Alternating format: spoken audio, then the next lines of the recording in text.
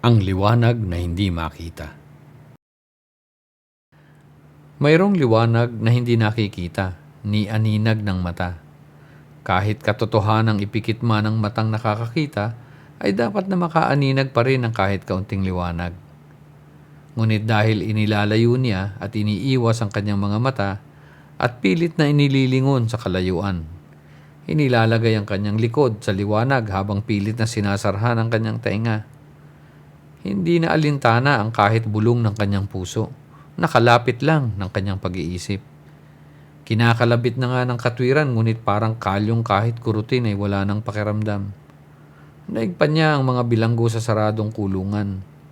Pagkat ang kanyang pinto ay bukas at walang harang. Nananatili siyang nakagapos kahit walang lubid na nakatali.